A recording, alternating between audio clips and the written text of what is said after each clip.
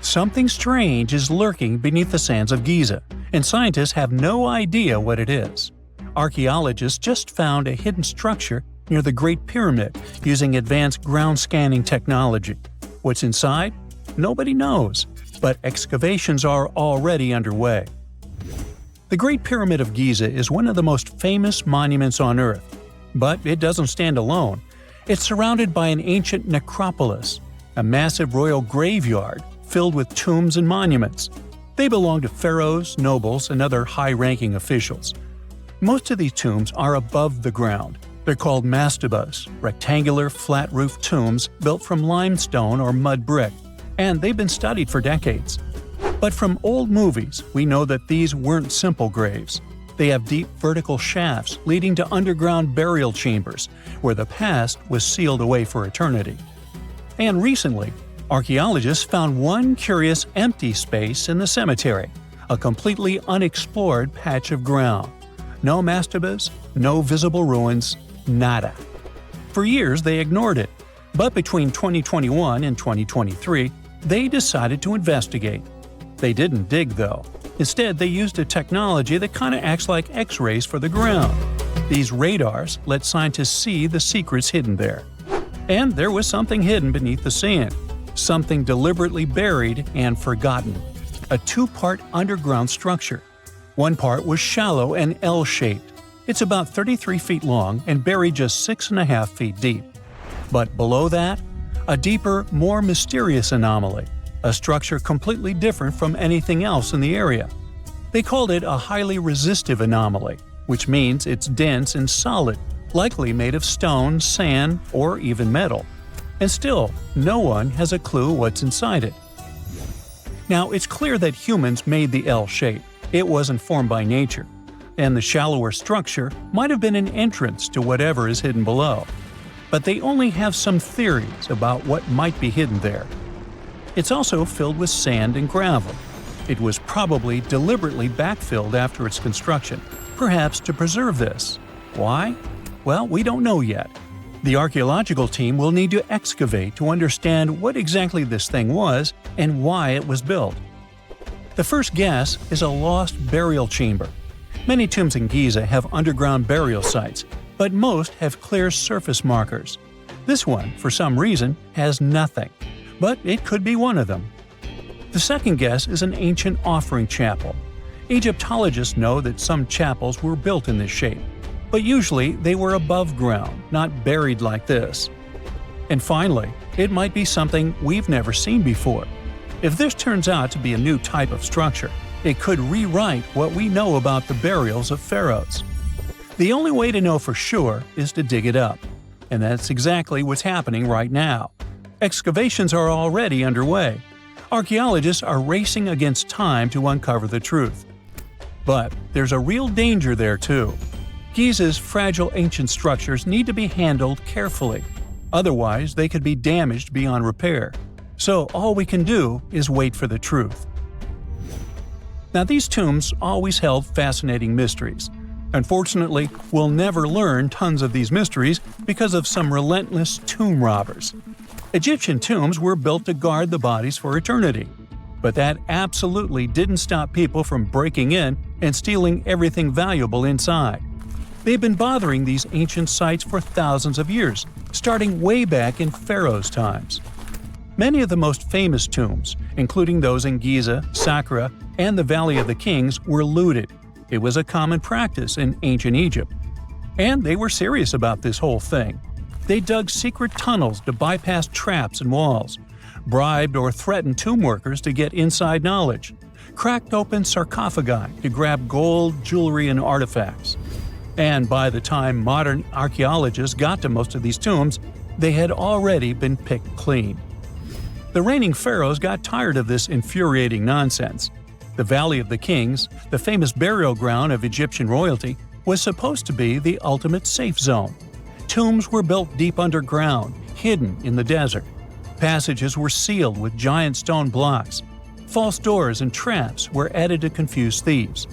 Even curses were written on the walls, warnings of horrible endings for anyone who dared to disturb the tomb. which is exactly where we got all those horror stories about mummies from. Spoiler alert, none of it worked. Most tombs in the Valley of the Kings were fully robbed within 100 years of being sealed. Even King Tutankhamun's tomb, one of the most famous in history, was broken into twice in ancient times. Some of them decided to try and fight back.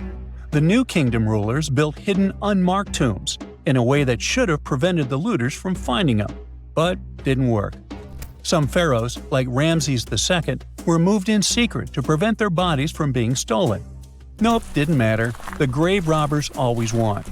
That's because tomb raiders weren't just random thieves. They were skilled, organized, and well-connected. They knew exactly where to look. Many were the ones who had built these sites in the first place, and they knew where the entrances were. If they couldn't smash through the doors, they'd dig through the walls, floors, and even ceilings to break inside. They also worked fast, often within a few years after the tombs were sealed, before anyone forgot where the valuable stuff was. The Khufu's pyramid, the one that's next to this newly discovered structure, was looted long before modern times. The one thing left inside when explorers got there? An empty granite box where the sarcophagus used to be. Unfortunately, it's not just about gold. History itself gets stolen during these raids. Ancient Egyptians wrote detailed records of what exactly and where they buried.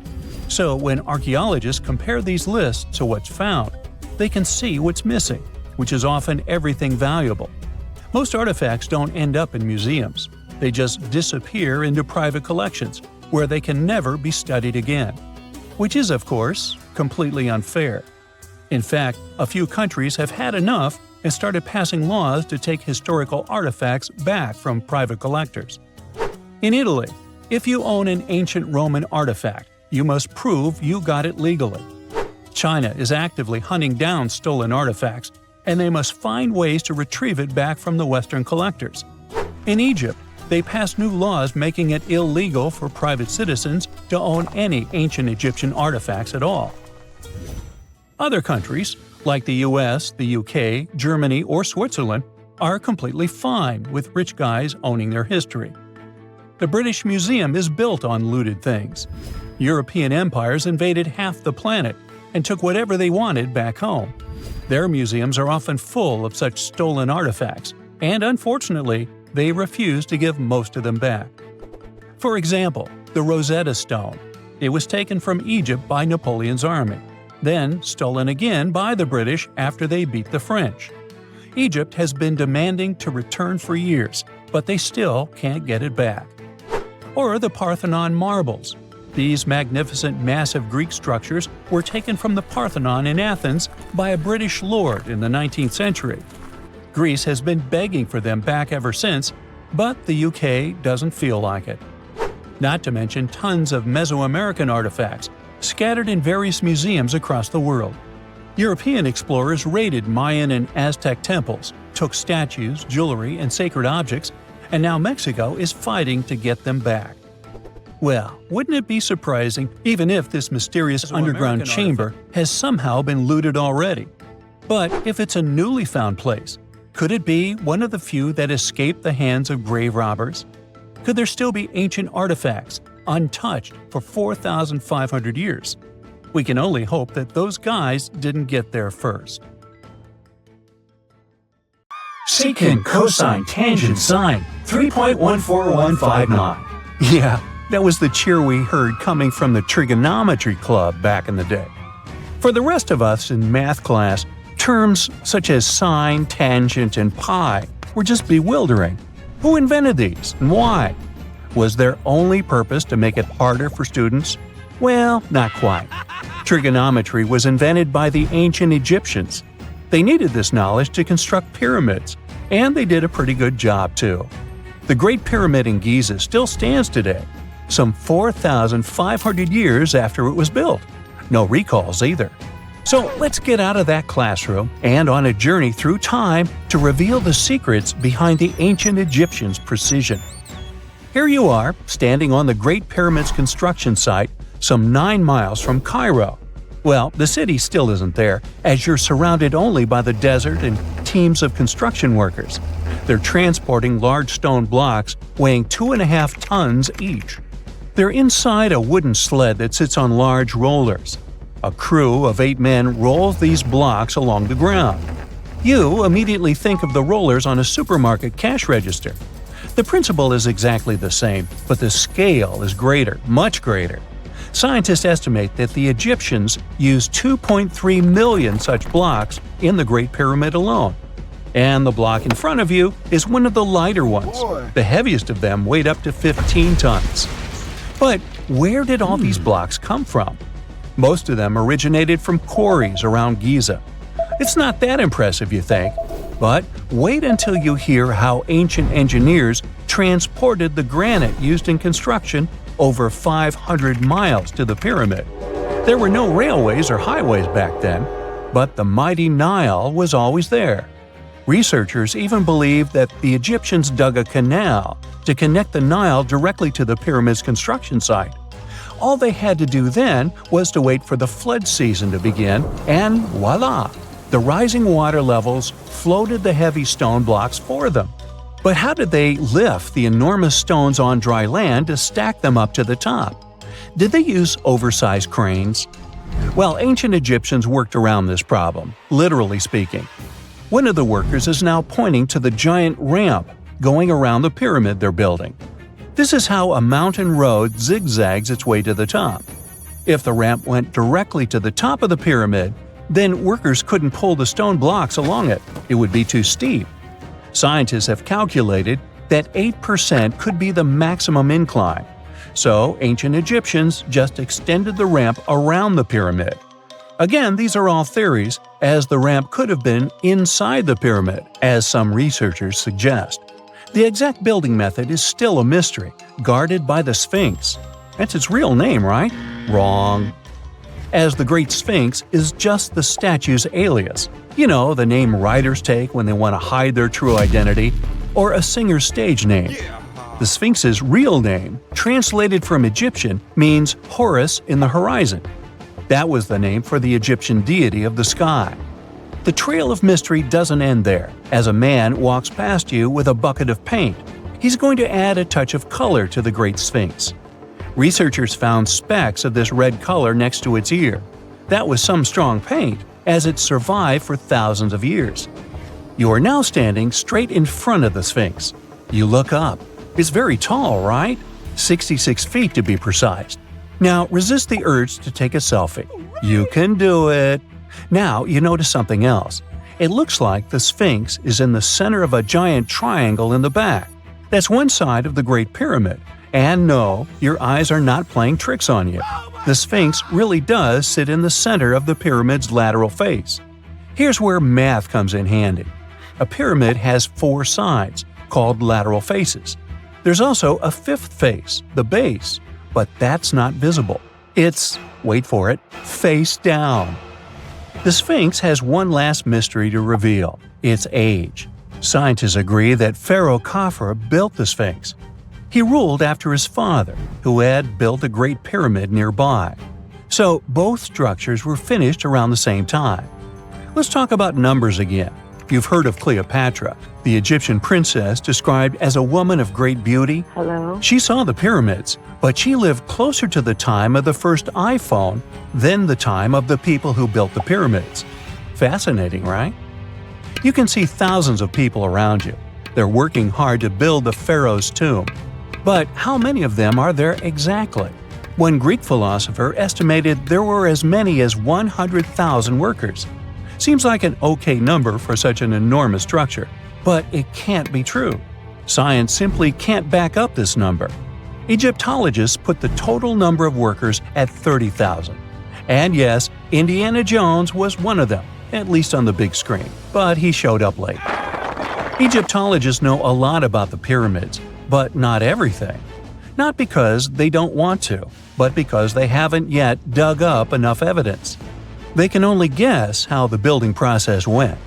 First, engineers would arrive to choose the right spot and do the necessary measurements. That's why they needed all that complicated math. Then, it's time for sourcing the material, the large stone blocks I mentioned earlier. When boats deliver them to the site of the future pyramid, workers can finally do their thing. They operated in smaller groups, but there were at least 2,000 of them chiseling and carving away at any given time.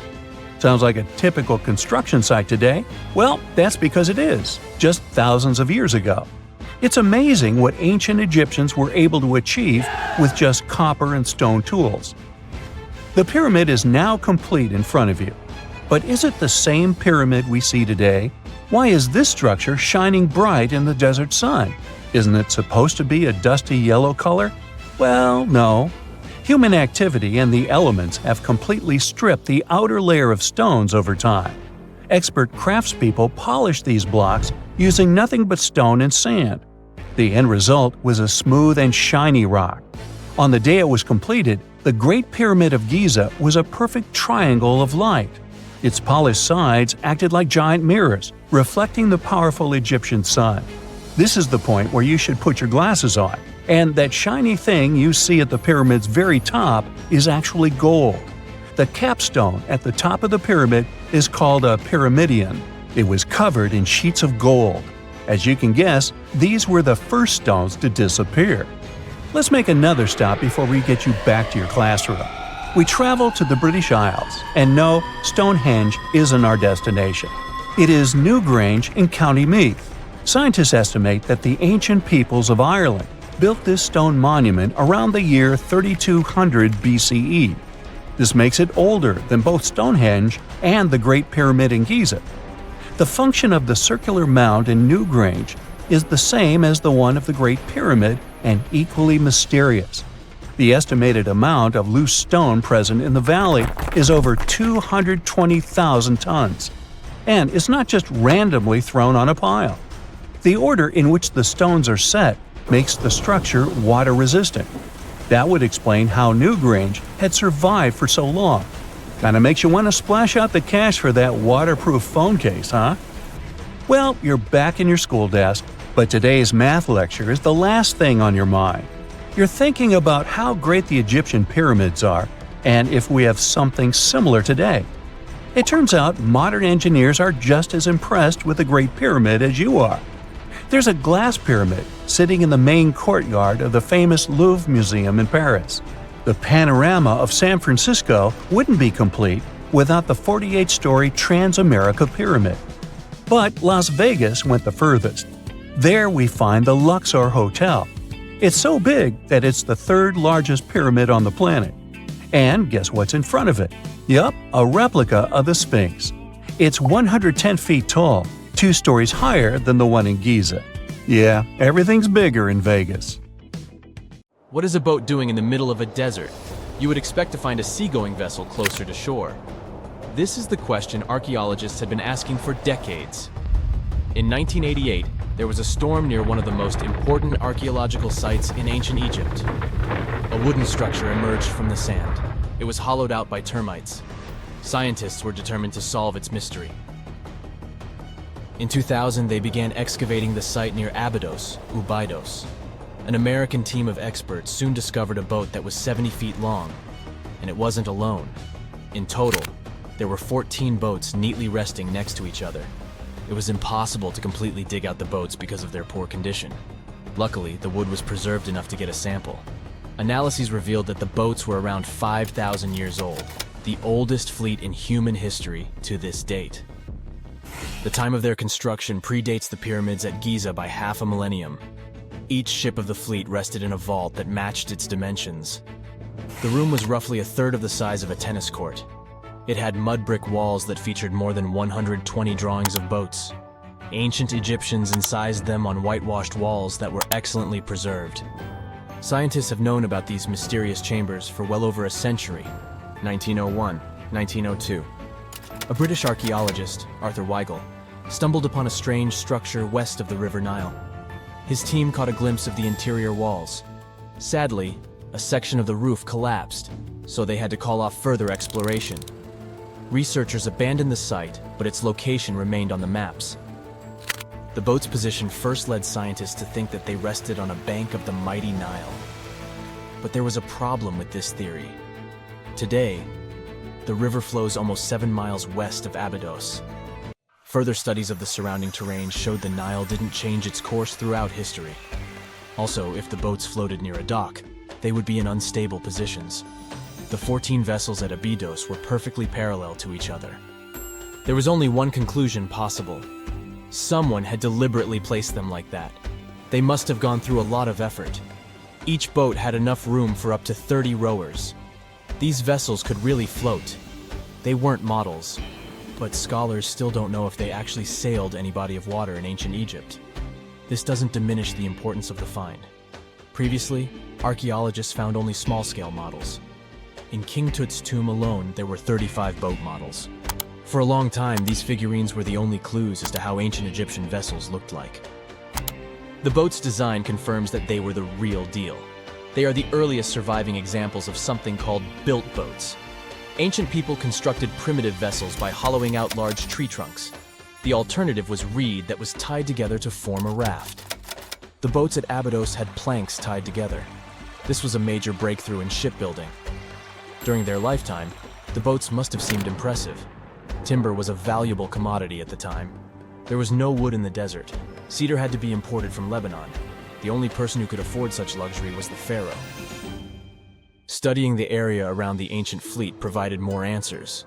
Scientists discovered a mud brick structure where Egyptians worshipped the pharaoh. Its approximate date of construction matches that of the wooden boats. The same bricks out of which this building was made were used to encase the fleet. At the time of their construction, the rooms they were stored in had a ceiling. That's the section that archaeologists stumbled upon in the early 20th century. Just like mummies and coffins, these marvelous ships rested inside splendid vaults. The exterior of these rooms was also impressive. The outer walls originally had a plaster of white limestone. It reflected sunlight. In the desert sun, the structure housing the boats must have shone from miles away. Ancient Egyptian builders used the same technique to cover the pyramids 500 years later. Today, their surface looks jagged, but it wasn't always like this. When they were constructed, the pyramids had a top layer of fine white limestone.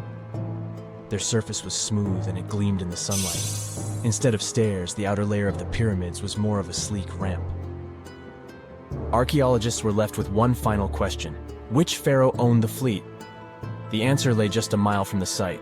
This is where the tomb of a pharaoh from the 5th dynasty rested, King Senwosret III. Its time and style of construction matched the ones of the chambers with boats. The very end of his rule might explain how the boats ended up in the middle of the desert. The pharaoh probably passed away in northern Egypt. Then his body was transported down the Nile to Abydos in a marvelous procession of decorated boats. The vessels were later lowered to chambers near the final resting place of their owner. This had a symbolic meaning. In the ancient Egyptians' belief system, ships played a key role. Their supreme deity was Ra. He traveled through the sky during the day in the form of the sun. At nighttime, he sailed through the netherworld in a solar boat. The pharaoh identified himself with Ra. That's why he needed boats in the afterlife. That was the only way to regenerate himself. Just as the sun rises every day above the horizon. This belief existed for thousands of years. The more famous Pharaoh Khufu also had a ship. Scientists found it in 1954 next to his pyramid at Giza. It is some 4 centuries younger than the fleet at Abydos, but Khufu's ship was almost 2 times longer. The Great Pyramid of Giza and King Tut's tomb are some of the most famous archaeological finds in Egypt. But there are many more secrets hiding beneath the endless sands of the Sahara Desert. Recently, 2020, archaeologists found a lost city there. They have labeled it as the most important discovery since King Tut's tomb, 1922. The city of Aten is some 3,000 years old. Historians hope it will give them a unique insight into the everyday life of ancient Egyptians. The famous archaeologist and Egyptologist Zahi Hawass proclaimed the site a lost golden city. Aten sits some 300 miles south of Egypt's capital, Cairo. It is close to the famous Valley of the Kings. Archaeologists first found sections of mud brick walls that spread out in all directions. They discovered complete rooms with tools of everyday life inside. The research team unearthed a bakery, a residential neighborhood, and an administrative district. They all date back to the time when the Egyptian civilization was the wealthiest in its long history. They were also the first to make objects from iron. In 1911, scientists found a set of iron beads near a village in Lower Egypt, El Giza. These are the earliest known iron artifacts. The discovery is literally out of this world. Ancient people made them by beating into shape a piece of a meteorite. The 9 beads were once part of an ornate necklace. They are now blackened and corroded, which is perfectly normal for a piece of jewelry that is over 5,000 years old. They consist of an iron-nickel alloy. Researchers were impressed by the skill of ancient jewelers who processed the beads. Their craftsmanship is more impressive when you think that they didn't know the stellar origins of the material. The Great Pyramid of Giza also has a remarkable feature. An international research group investigated the electromagnetic response of the structure to radio waves. They found that the pyramid has the ability to concentrate electromagnetic energy inside it. This occurred inside its chambers as well as under the pyramid's base. It contains an underground, unfinished chamber. It seems that the electromagnetic response is connected with the properties of limestone, the Great Pyramid's main building material. The research results might have a practical application. The way solar cells and nanosensors function could be improved by this remarkable find. It's 1898, and you're taking part in excavations in Saqqara. This place, not far away from Cairo, is full of ancient tombs and pyramids. You're in your Indiana Jones mood and hope to find something really phenomenal to become famous. Gold, manuscripts, treasure maps, mummies of famous pharaohs. Wait, a wooden bird? You're really disappointed as it looks like a regular toy. An old one, but still. Little do you know that years later, someone would propose that your bird was actually an ancient monoplane. So the artifact, nicknamed the Saqqara bird, is made of a sycamore tree. The birdie has a wingspan of just 7 inches and weighs around 40 grams. A perfect original souvenir from Egypt, I would say. It's over 2,000 years old and looks pretty plain, without any carvings of feathers or other intricate ornaments. It has a beak and eyes though, which makes our find look like a hawk, the emblem of the deity Horus. Its tail is rather unusual as it's squared, looks weirdly upright, and it seems like the sunken part of it was the place for a now missing piece. Humans love solving a good mystery, so there have been several attempts to explain the use of the birdie. First, quite simply, is that it was a ceremonial object. The second idea is that it was a toy for a child from some well-off family. It could have been some sort of boomerang, which was a popular concept in ancient Egypt. Then there was a theory that the bird had been used as a weather vane. But this one has been debunked as the figure doesn't have any holes or markings, except for the one made at the museum in Cairo to fix the exhibit on a stick. So there was no way to hang it in the past. Almost a century after the bird was found, Egyptologist Dr. Khalil Masiha proposed a new theory that it could have been a model of a monoplane. He believed the bird was missing a horizontal tailplane. Otherwise, it had its wings set at a right angle, similar to that of modern planes. It could have worked to generate the aerodynamic lift necessary for flights. Dr. Masiha also claimed that it was common at that time to place miniature models of technological inventions in tombs. So, did the ancient Egyptians really invent the plane in 200 BCE? That would make the Wright brothers, who are considered the inventors of aviation, really upset. They made one of their first flights only in 1903. There's just one way to know for sure, and that is to test the model. But you know, the ancient museum in Cairo would unlikely let one of their cherished exhibits fly around like a toy. That's why glider designer Martin Gregory built a similar model, this time of balsa wood, and concluded that even with the missing tailplane, the plane wasn't much of a flyer. Case solved? Not really. This didn't sound convincing enough to the History Channel, so they invited an aerodynamics expert to build another replica of the bird. He tested it in weather conditions similar to those in Egypt and was impressed with the little plane's abilities. So, if they did invent the prototype of a plane back in the times of pharaohs, it would be a good example of an oopart. That's an out-of-place artifact, an object that's way ahead of its time in terms of technology or history. And the Saqqara bird isn't the only example of such a revolutionary concept. In 1901, a group of divers retrieved the Antikythera mechanism from an underwater shipwreck near the Greek island of Antikythera. It's been dubbed the world's first analog computer, and it's currently dated around 100 BCE. The bronze mechanism could tell the position of the sun, moon, planets, and stars, as well as the lunar phase, the dates of upcoming solar eclipses, and even the speed at which the moon moves through the sky. No one's sure who used it and how or where it was made. But it's obvious that it's extremely precise and way too advanced for its time. The first flushing toilets in the world were invented in the middle of the 20th century. Just kidding. The ancient Minoans on the Mediterranean island of Crete and the Indus Valley civilization both came up with this brilliant invention at the same time, around 4,000 years ago.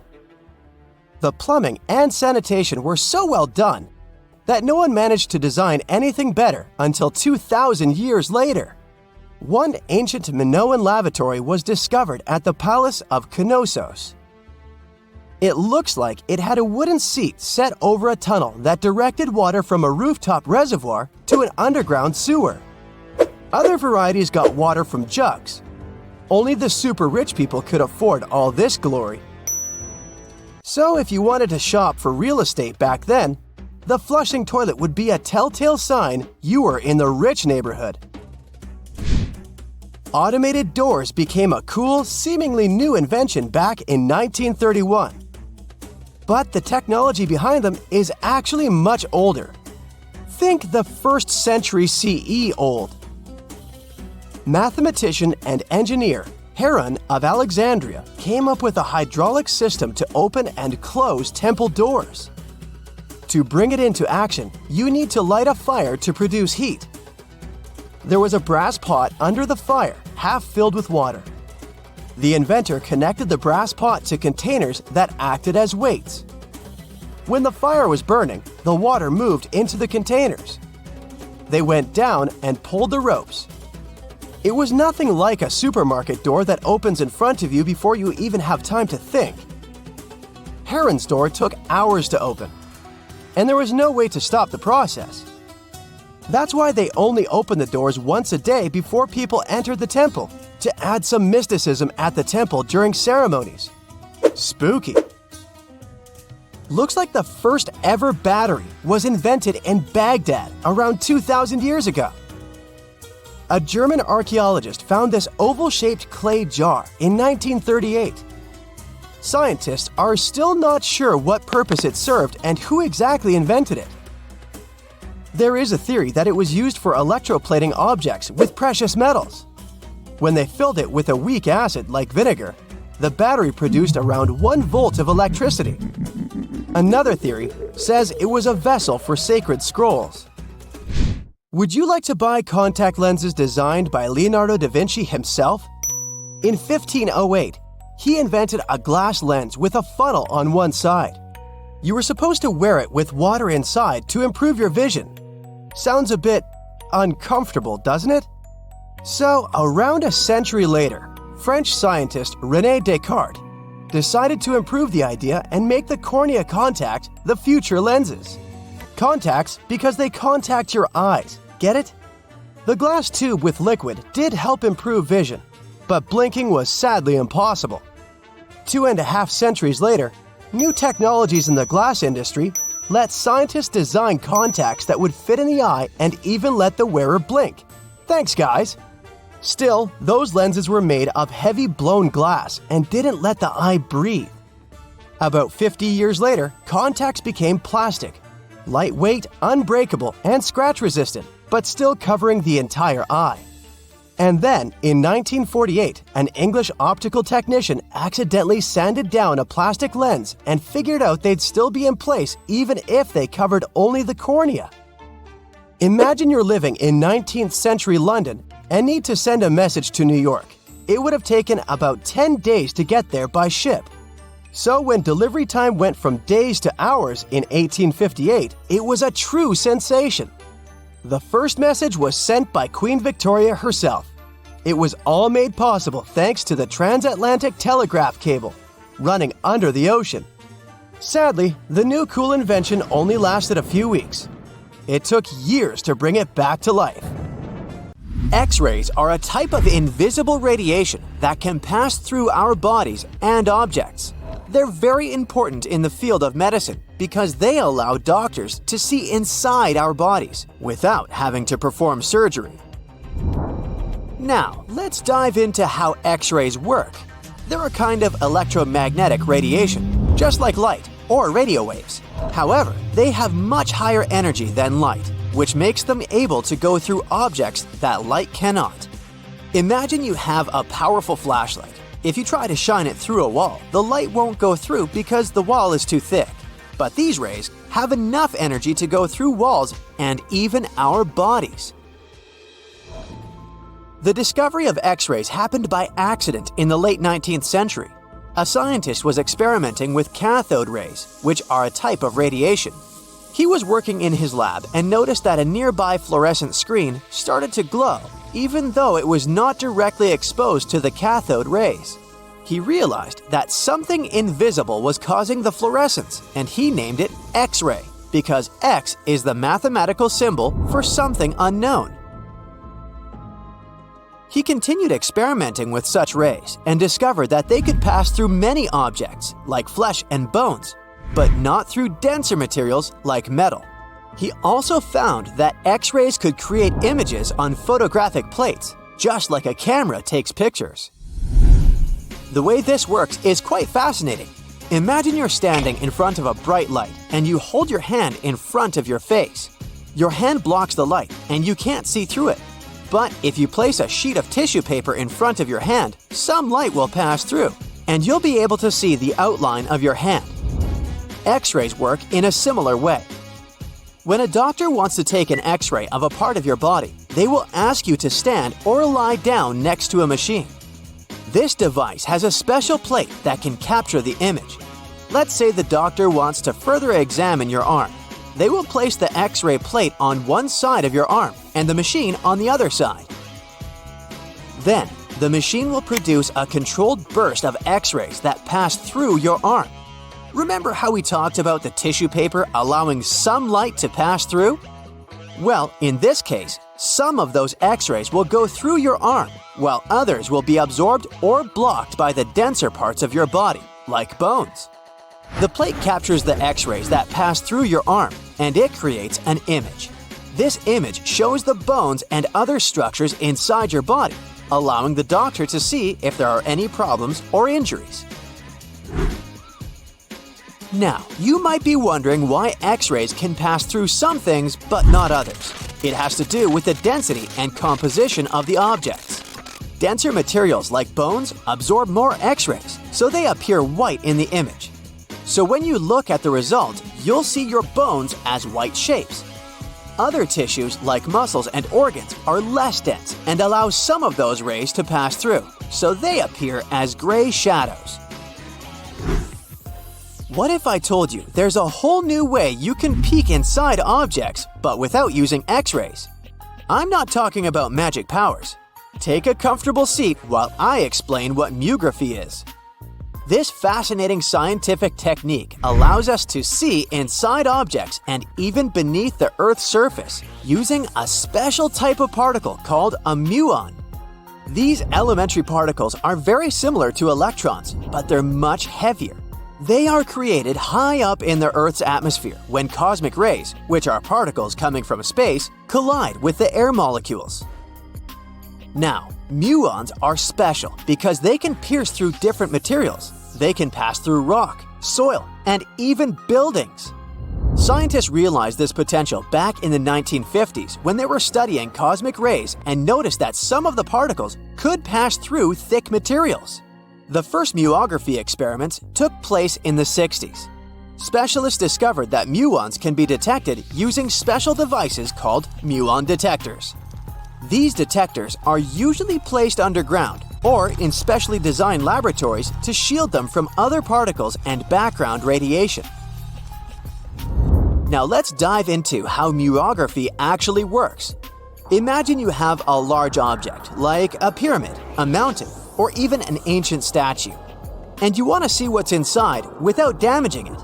First, detectors are positioned around the object or in the area you want to examine.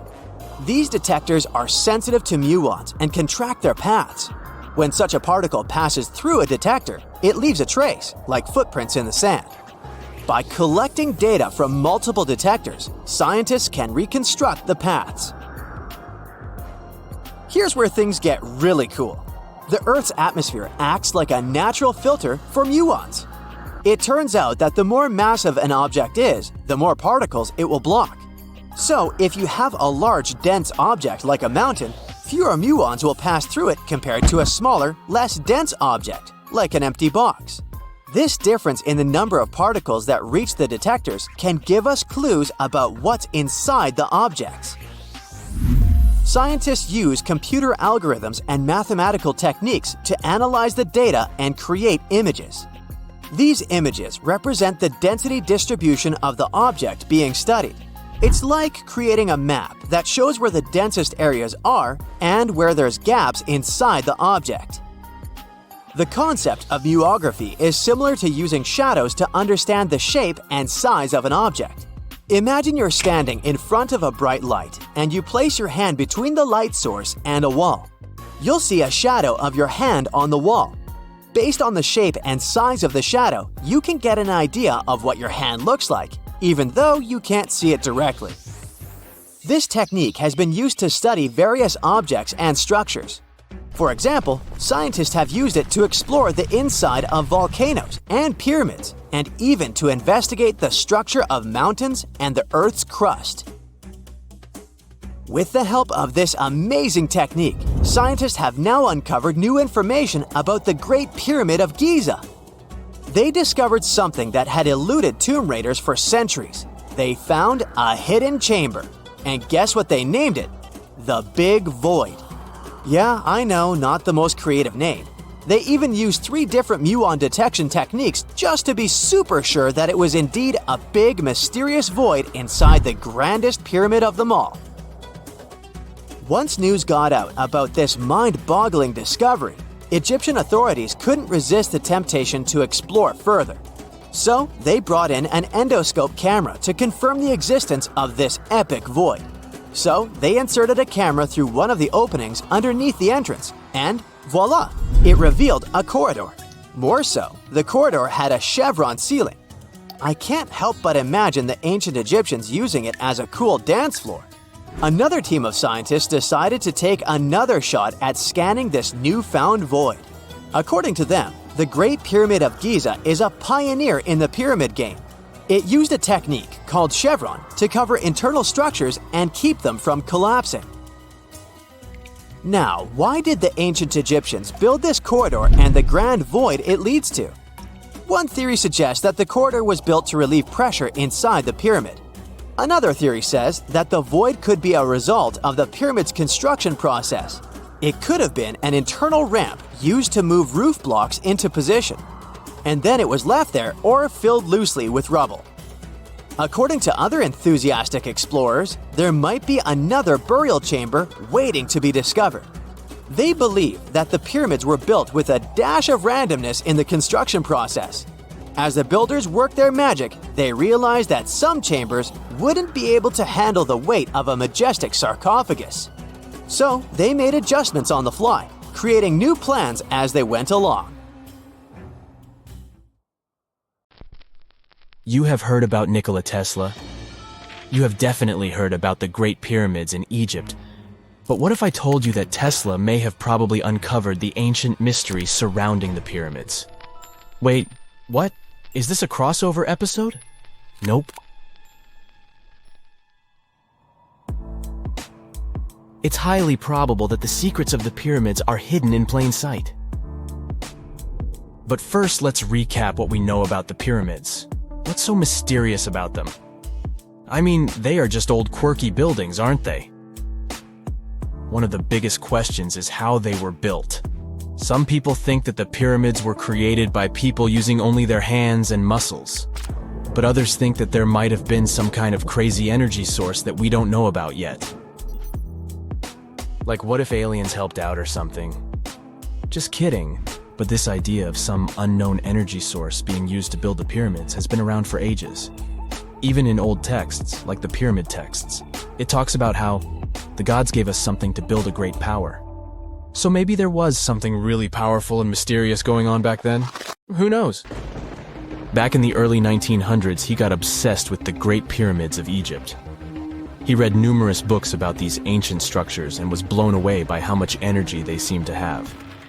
At that time, not many people knew much about electricity, and Tesla started to wonder if there was some kind of advanced tech hidden in the pyramids. He had an idea that the power of the pyramids had to do with electromagnetism, and he put a lot of time and effort into trying to figure out the mystery. Tesla had some pretty unusual theories about the Great Pyramids. He thought that they could actually store and move electricity, which could then be used to power up the areas around them. He also had this theory that the pyramids were built using some kind of crystal energy. He believed that the chambers inside the pyramids could have these super powerful crystals that could control the electromagnetic fields. But that's not all. Tesla also had this idea that the materials used to make the pyramids had properties that allowed them to trap energy from the sun and the moon. And not just a little bit of energy. He thought that the pyramid could actually create this massive energy field that could light up whole cities or even brighten up dark places. He thought that the pyramids could be used as giant power plants to generate electricity and run machines. Tesla even believed that the pyramids were somehow linked to cosmic energy, which could be used for spiritual enlightenment and healing. How very new age of him. Anyway, Tesla wasn't just pulling these ideas out of thin air. He was seriously into studying everything he could about the pyramids, from ancient artifacts and texts to hieroglyphs and drawings. And he came up with this idea that the pyramids were designed to be energy amplifiers, and some kind of unknown energy source was used during their construction. Some people thought Tesla was eccentric for coming up with these theories, but his ideas have actually had a huge impact on the way we think about the pyramids today. Researchers and scholars have been digging into his theories for years and using them to uncover some of the biggest mysteries surrounding these ancient structures. For example, recently scientists have used theoretical physics to investigate how the Great Pyramid of Egypt would react to certain radio waves. They found out that if the radio waves were a certain length, the pyramid could concentrate the energy inside its rooms and focus it under its base. The scientists did lots of calculations to figure this out. They first thought about what radio wavelengths would work best. Then they made a model of how the pyramid would react to the waves. They figured out how much of the energy from the waves would get absorbed or spread out. Lastly, they checked how the energy would move around inside the pyramid when the waves hit it. To help explain all of this, the scientists used something called multipole analysis. This is when you take a complicated object and break it down into simpler parts. Then you can see how each part interacts with the energy that's coming in. It's like taking apart a puzzle to see how each piece fits together. The researchers are interested in how all of this can be used in the future. They want to make really tiny particles that can do the same thing as the pyramid, but with light. By changing the size, shape, and the material of these particles, they can control how the light moves around them. This can be really useful for things like making tiny sensors or super efficient solar cells. The scientists had to make some guesses when they were doing their research. They assumed that there weren't any hidden spaces inside the pyramid and that the material used to build it was all the same. But even with these guesses, they still made some pretty impressive discoveries. But the pyramid study is not the only proof that Tesla was ahead of his time. There are more Tesla's projects that seemed unrealistic at the time, but that scientists and enthusiasts reevaluate and try to implement today. Let's talk about Tesla's most ambitious project, the Wardenclyffe Transmission Tower. Back in 1900, Tesla was already a big shot when it came to electrical engineering in America. People were blown away by his amazing inventions and the fact that he managed to outdo Thomas Edison in the Battle of Currents. However, Tesla wasn't content to rest on his laurels. He decided to embark on his most ambitious project yet, the transmission tower at Wardenclyffe. It was built between 1901 and 1905, and it was based on one of Tesla's breakthrough ideas. He had a vision to make the impossible possible by creating a global wireless communication system. It would use Earth itself as a conductor, transmitting music, news, stock market reports, secured military communications, and even facsimile images. Does it sound familiar? Right, it sounds just like the internet that we use today, only without the use of any wires. But Tesla had a much bigger dream in mind: to transmit power wirelessly. He already proved that high-frequency signals could be sent without any wires using his Tesla coil transformers, and this sparked his obsession with wireless energy transmission. His vision was to not only transform the way we communicate, but also to find a way to transfer power currents globally by tapping into the Earth's natural energy. Tesla believed that there was an abundance of free energy all around us that could be used for humanity's benefit. In 1899, he conducted some top-secret experiments and got convinced that it was possible to transmit electrical power through the Earth's upper atmosphere. This is actually how the Wardenclyffe Tower was created. It was supposed to be the prototype station for a network of towers all over the globe that would provide the whole world with wireless energy. Unfortunately, Tesla didn't have the resources or the patience of his investors to bring this project to fruition. It ran into all sorts of financial problems and roadblocks, and in 1917, the unfinished tower was finally torn down for scrap metal to pay off Tesla's mounting debts. Now it remains a sad reminder that even the greatest minds can sometimes fall short of their dreams. The original red brick laboratory, however, is still there, and it is the only Tesla lab that has survived. Fun fact, in 2017, a film crew made a crazy discovery. They used ground-penetrating radar to explore the area around Wardenclyffe, and they found a whole series of tunnels stretching for hundreds of feet underneath the site. Nobody knows exactly what these tunnels were used for, but people have been speculating for years that they were part of Tesla's grand plan. Wardenclyffe, of course, is a major landmark for Tesla enthusiasts from all over the world. Who knows? Maybe someone will finally crack the mystery of the tunnels one day. But even if they don't, the legacy of Tesla and his amazing ideas lives on. Imagine working 7 days a week on a large-scale construction site. You, along with thousands of others, carry millions of stone blocks and put them on top of each other according to a complex system. You work without modern construction equipment. You have no air conditioning or constant access to water. It's so hot outside that you can fry eggs on the road. You've been building the pyramid for decades, and now, when it's finally done, you enjoy the result of the colossal work of thousands of people. You're looking at a giant cultural monument of global value that will freeze in time and amaze people for tens of thousands of years. A few thousand years have passed.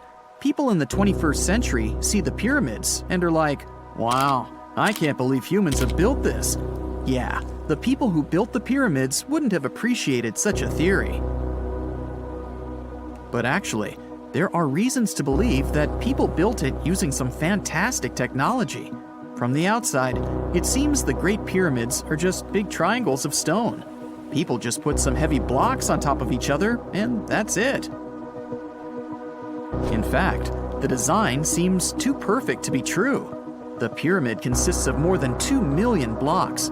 They lay so close to each other and are so even that you couldn't squeeze even a thin sheet of paper between them. Scientists still can't figure out the exact technology for building the Egyptian pyramids. One of the biggest and most famous is the Great Pyramid of Giza. This huge construction, well known all over the world, has one big secret. There should be a capstone on top of the pyramid. It's a triangular-shaped stone block, a small pyramid on top of a huge one. It's also called a pyramidion. The builders of ancient Egypt made it out of granite and limestone and covered it with gold.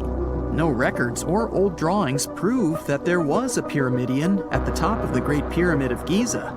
But there's another ancient Egyptian structure with such a triangle, the Red Pyramid. It was built before the Great One, and its capstone has survived to this day. Archaeologists have found and reconstructed it. But where could the capstone of the Great Pyramid be? It's a mystery that still has no answer.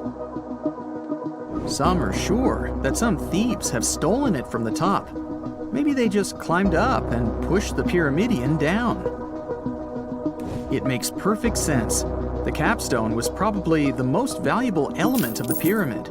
Many scientists and archaeologists still don't know its exact purpose. Some believe that this peak covered with gold glorified the pharaohs. The capstone reflected moonlight at night and illuminated the entire space around it. During the day, the capstone reflected sunlight with its shiny surface. You could have noticed it from afar. The top of the pyramid was a kind of guiding star for lost travelers. All other stone blocks of the pyramid consist of limestone. People polished them to make them look shiny. In the past, they were even glowing and reflected light. You could see glowing pyramids from space, although they looked like tiny lights. Over thousands of years, winds, sandstorms, and rains have changed the pyramid's appearance. If people had taken care of them all this time, they would have looked like something out of science fiction movies, or the pyramids from Las Vegas. But unfortunately, we will never see their original appearance. Some archaeologists and scientists believe that the capstone could absorb the sun's energy and distribute it evenly throughout the pyramid. No one knows precisely why the Egyptians needed this technology. There's a theory the pyramids are ancient energy systems. The pharaohs applied this energy to use some unique technologies that were more advanced than all the achievements of the 21st century. And the triangular shape of the pyramids was ideal for boosting this electromagnetic energy. In theory, solar radiation, or electromagnetic forces, accumulated at the top of the pyramid, filled the inner rooms, and then went down the walls to the base. Any surface distortion could prevent the flow from spreading, so they had to create a perfectly smooth surface. That's why they installed the blocks so that nobody could squeeze a needle or razor blade between them. Many people believe in this theory because they built the pyramids from limestone. This material can hold energy inside itself. In the inner part, they created granite deposits to cause air ionization, that is, to create an electric charge. They also dug channels under the pyramid for water to transmit electricity. And at the top, they put a gold capstone, the best conductor of electricity.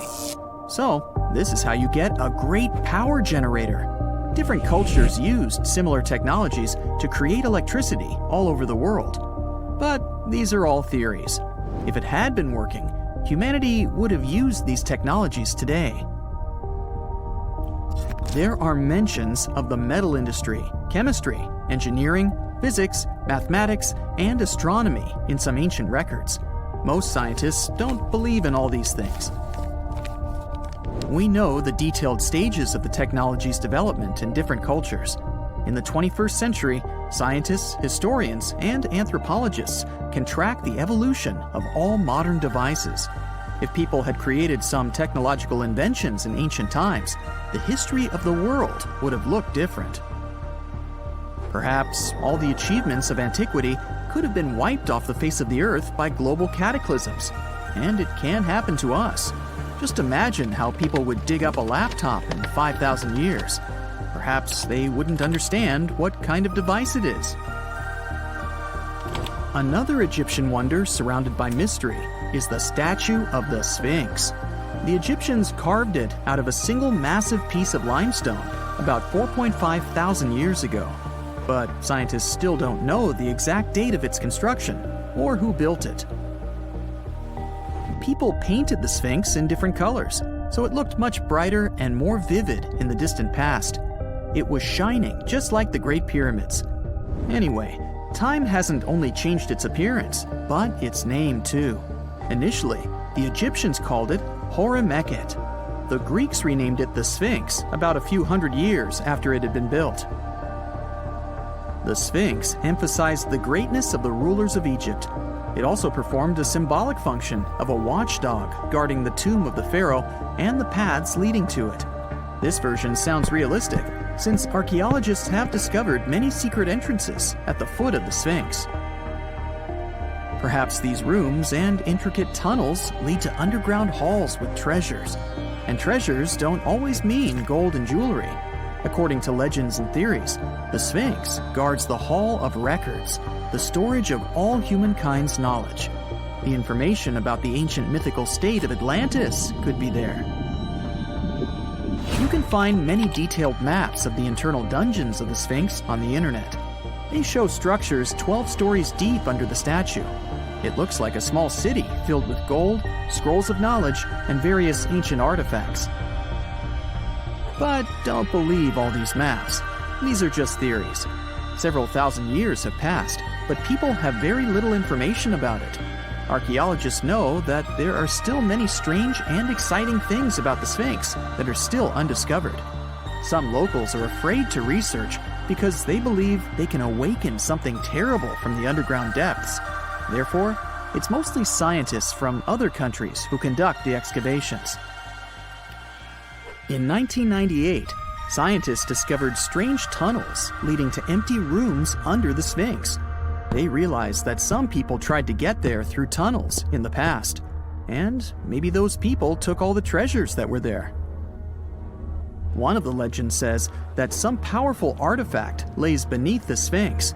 Its technology can change the whole world, but the locals are hiding it because it can damage the planet. Some believe that you can find evidence of unknown technologies painted on the granite walls in the pharaoh's tombs. But most likely, these paintings and signs tell us the myths and legends of ancient Egypt. But what if Egyptian symbols and drawings are detailed instructions for using ancient technologies? What if the locals that lived at that time thought, people in the future won't be able to get energy themselves. Let's leave some detailed instructions for them. Anyway, there are many riddles and theories. In reality, the search for answers is a dangerous undertaking, since it's not easy to get into the underground halls. Excavations can ruin the structure of the entire Sphinx. Any person inside the tunnels may get lost and never be able to find their way back. Besides, it costs a lot of money. Now, what would be awesome is if people could invent some device that could scan underground areas and show their detailed models. And now we're off to almost 5,000 years ago. Let me take you to ancient Egypt, where back in 2550 BC, guess what? The construction of the Great Pyramids of Giza started. People learned to build cathedrals and skyscrapers, but it wasn't until recently that these massive buildings appeared. It's still a mystery to even modern scientists how these pyramids were built 5,000 years ago. No wonder they are one of the 7 wonders of the ancient world. They're also the oldest of them and the only wonder of the ancient world that still exists in the 21st century. It must have taken a lot of cooperation to build a thing that massive, even for today's metrics. But the Giza pyramids weren't the first pyramids ever. The first one, called the Step Pyramid, was built around 80 years before the first pyramid of Giza in 2630 BC for King Djoser. It wasn't meant to be extraordinary, but ended up being quite impressive. It was a pyramid of 6 stepped layers of stone. It was 204 feet high, which is as tall as a 19-story building. And it was the tallest building that existed at that time. It wasn't just a pyramid though, it was surrounded by a whole complex of buildings, including even courtyards. In ancient Egypt, people believed in the afterlife, so everyone, especially kings, wanted to make sure they had everything they needed to get ready for it. Here's why the pyramid complex was perfectly supplied with a lot of objects people used every day. The complex included a pyramid and a kind of a palace. Those buildings had many things the king loved and might need one day, like furniture, food, and gold vessels. After Djoser, building pyramids became common practice, but many pyramids weren't finished.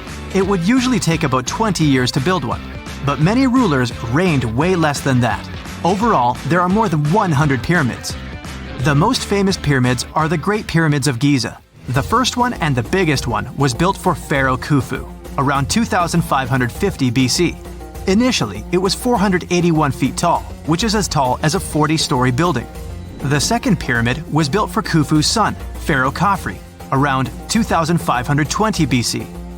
It's just a bit shorter, usually standing at 471 feet high, a 39-story building. This is the pyramid with the famous statue of the Sphinx. Sphinxes have a lion's body and a human head. They were built to guard important areas. This one has the head of Pharaoh Khafre and is guarding his pyramid, facing the sunrise. The Sphinx is most well known and is one of the world's biggest and oldest statues. Originally, it had red color and did have a nose. It's still possible to see the trace of red pigment by its ears. But no one knows exactly when the nose disappeared. For some time, the Sphinx was sort of hidden underground, being covered with sand up to its shoulders. Luckily, in the early 1800s, an adventurer with a team of 160 people dug it out. The third pyramid of Giza is the smallest one, being more than twice shorter. Originally, it was 218 feet high, about the height of a 20-story building. Built in 2490 BC, it was a pyramid for Khafre's son, Menkaure. The pyramids are designed to align with the points of the compass, and their sides symbolize the rays of the sun. But back at the time, there were no compasses. Ancient Egyptians figured out the directions themselves, and with amazing precision. To align the pyramids, they used two constellations. Originally, the pyramids were covered in smooth white limestone and had a gold-silver top to reflect the sun. Later, the white limestone was taken from the pyramids by other kings and used for other buildings. Scientists estimated that ancient Egyptians used about 2.3 million stone blocks to build the first pyramid. Each block weighed more than 1 ton. This is the weight of a rhino. Some blocks were even bigger, being almost as heavy as an elephant. 4.5 millennia ago, there was no modern equipment to help build it. There were no machines, no wheels, and even no steel. The only metal available to them was copper. Even today, scientists aren't sure how the Egyptians managed to build the pyramids. There are no records left that would shed light on it. Some even think that Egyptians wanted to keep it as their secret and didn't even record it on purpose. Many believe that poor people and foreigners built the pyramids, but it's not true. Actually, the builders were very skilled workers, and they were fed and paid well. The archaeologists claim that the builders lived in a nearby temporary city and were a highly organized community with a strong leader. Scientists say that around 20,000 people worked on each pyramid complex, and it took about 20 years to build each. It probably was a national project. The construction site was large in resources, and food and essentials were likely to be contributed from all parts of Egypt. Even with all that support, it remains unclear how people managed to cut, transport, and assemble those huge stones. One of the theories suggests the stones were most likely transported on boats down the Nile River. Then, there was a harder part. They had to be moved to the construction site. For that, they probably used wooden sleds. It wasn't very hard to pull them because the sand mixed with the right amount of water was pretty slick. And 10 people could move a sled even with a rock weighing 1 ton pretty easily. Finally, one last problem. The stones had to be lifted and put into place. Archaeologists have discovered the remains of the ramps system that dates back to when the pyramids were built. Most likely, the Egyptians designed a unique system to move and pull huge stone blocks, but no one knows what it looked like exactly. The most common opinion is that there were several ramps around the pyramid to help move the blocks. The ramp was growing with the pyramid getting higher. They suppose people were walking up the stairs, pulling the stone on the wooden sled up in the middle on the sandy ramp. But this is just one of the options. Others say that the ramps were going around the pyramid. Some say the ramps were inside the pyramid. But we'll never know for sure, and it'll forever remain a mystery, just like the ancient Egyptians wanted. Surprisingly, there's not much inside the pyramids. Most of it is just solid stone with very little open space. But let's take a quick look inside the biggest of the pyramids of Giza.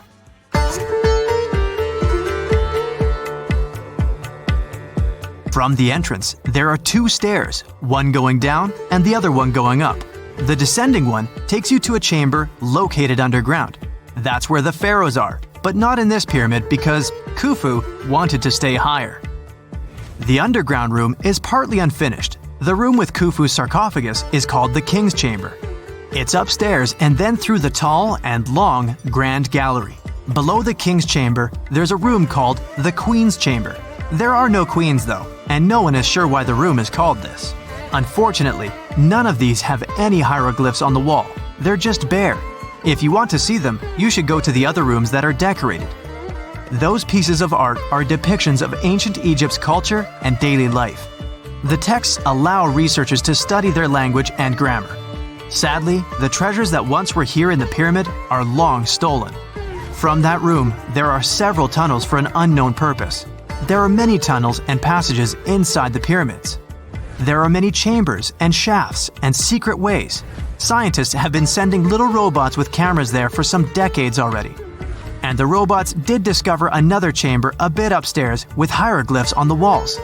But even today, much of the pyramids is still unknown, and there's no so-called building plan of the pyramids.